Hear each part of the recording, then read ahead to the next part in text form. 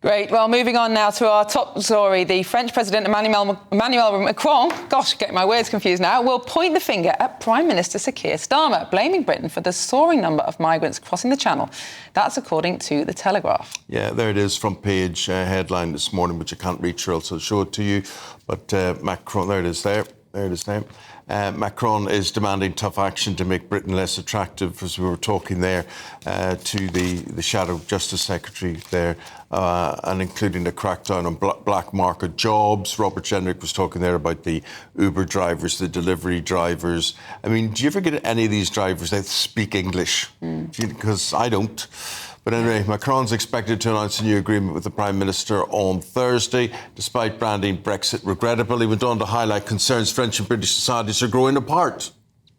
Since the last time a French president spoke before you in 2008, Europe has changed. First of all, of course, because the sovereign British people chose to leave the European Union in 2016, a decision that we respect, even if we found it deeply regrettable. And today there is a risk that our societies are growing apart, that our young people do not know each other as well and may end up strangers, at a time when international current events remind us on a daily basis of our common future. Let's fix it.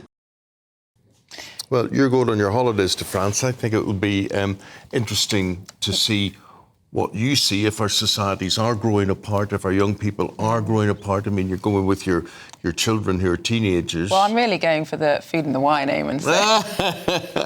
Well, if this one in, one out scheme gets agreed, you know, we're going over on a boat. Do you think we'll be allowed back in? We'll have to wait for some people to leave. I wouldn't allow you back in, but anyway. Thanks. Let's go to well, you can do it on your own then, this show. Let's go to our political correspondent, Adam Cherry, on all of this to see what you've got to add to things today, Adam. Good morning.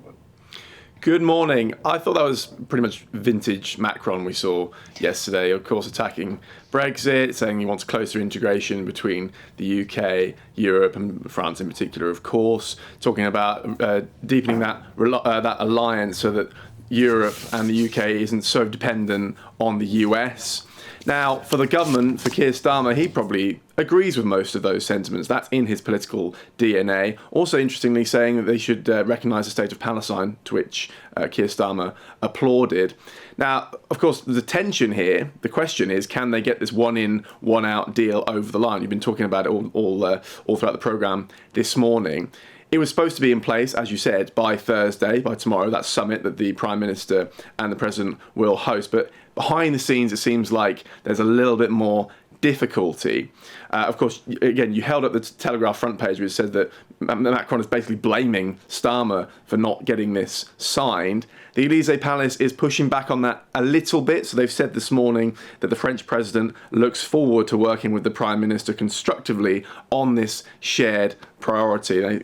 Is that a denial, or is it more just sort of softening the blow publicly?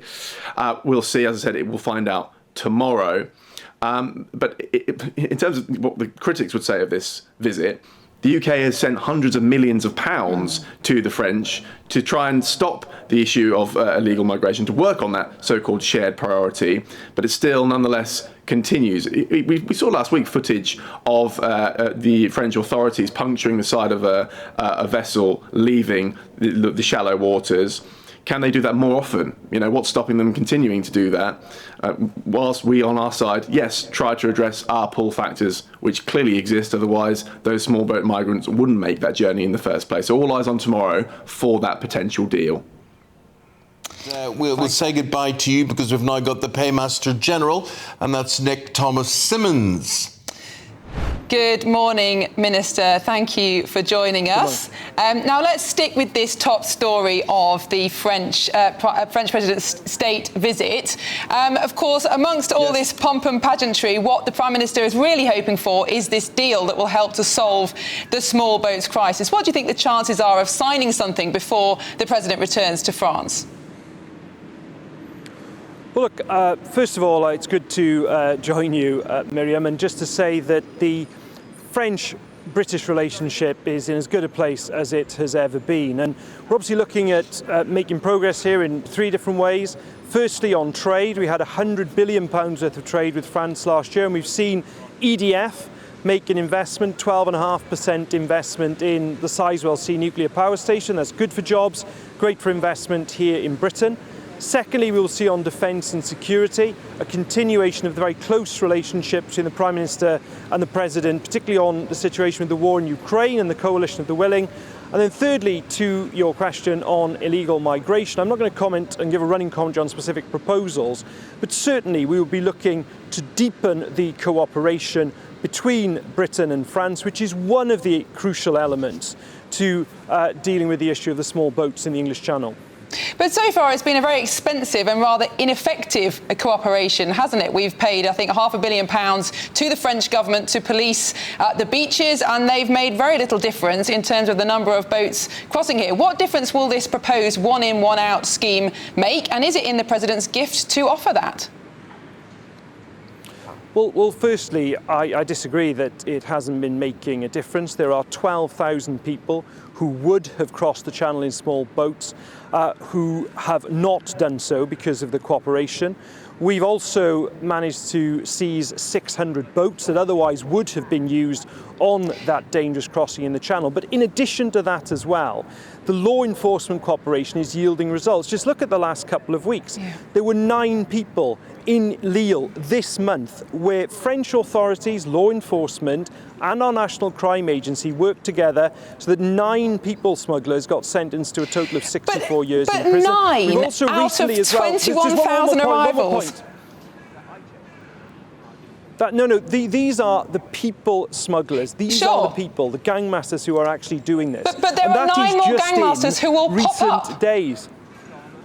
Yeah, just in recent days. And that is to that point, Miriam, that is why it is about more than only, important though it is, the deepening bilateral cooperation with the English Channel. It's about the new strategic partnership that I led the negotiations on with the European Union to allow us to share more data, things like facial recognition, things like criminal records. Yeah. It's about work with European countries, which I've been in Poland and Bulgaria, seeing it happening recently because people smugglers, they operate over routes of thousands of miles. That work is important to disrupt them too. But also, by the way, what we're doing here in Parliament, we've got our Borders Bill giving counter-terror powers to our law enforcement to tackle people smugglers. Hugely important. The Conservatives and Reform are opposing that, and they should explain why.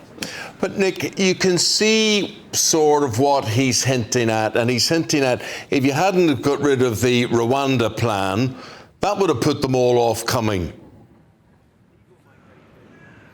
Well, I completely disagree with that. I mean, spending £700 million on a gimmick that sent 4 volunteers to Rwanda was not a piece of serious policy making. What is a deterrent is the fact that we've had 30,000 people since this government came to office who have been found to have no right to be here, who have been deported.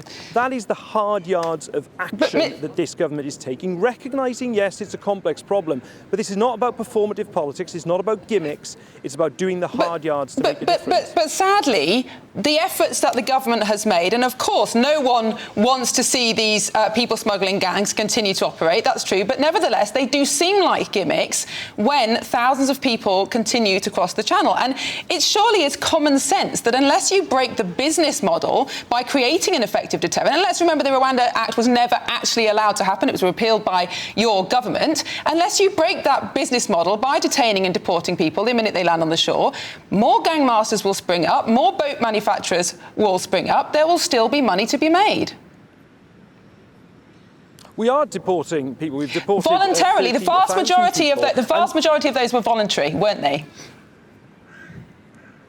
No, the point is, no, that's not the case. But Miriam, just specifically on the point you're raising, it is also about the law enforcement cooperation to deal with the gangmasters. That is precisely what this government is doing. It is also, as I say, about the laws that we have here to deal with people and to actually be out there, as I say, using those counter-terror powers to do it. Nobody is saying this is easy, but it isn't about performative politics. These are the things we need to do. Our legislation, working closely with the French, which, by the way, is not ineffective. We've stopped thousands of people crossing the Channel who otherwise would have done, but also the work that I have seen around Europe, British law enforcement, sharing intelligence, sharing information, working together to break the model of the gangs. But on breaking the model of the gangs, I think we can agree. Let's move to the economy now, and a pretty concerning report out from the OBR yesterday, casting doubt on the sustainability of British finances, really in the medium term as well as the long term. Now, of course, the Labour government's only been in power for a year. Some of the seeds for this crisis have been laid for decades. But nevertheless, it does fall to your government to sort this out. How on earth is the Labour government going to reduce spending enough to put us back on a secure financial footing?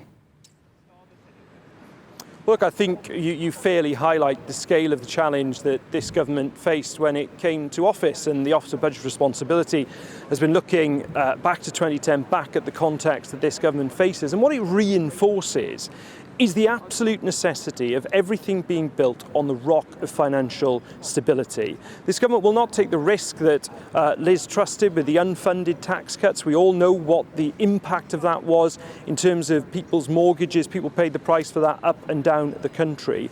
So that is why everything will be built on the rock of financial stability. And when we come to the budget in the autumn, still a few weeks, few months away yet, the Chancellor will, as she always does, set out that fiscal foundation, but also set out where we are spending money, precisely where the money is coming from, because you can only achieve change in this country on that bedrock of financial stability.